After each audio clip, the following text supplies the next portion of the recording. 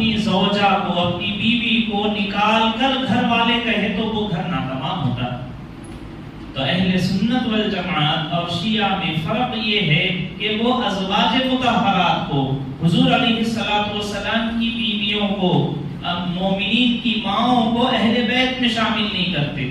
اہل سنت والجماعت ہمارا عقیدہ یہ ہے کہ اہل بیت میں سب سے پہلے تمام ازواج مطہرات آتی ہیں، اور قرآن شریف نے اہل بیت ازواج مطہرات ہوئی کی کو کہا ہے۔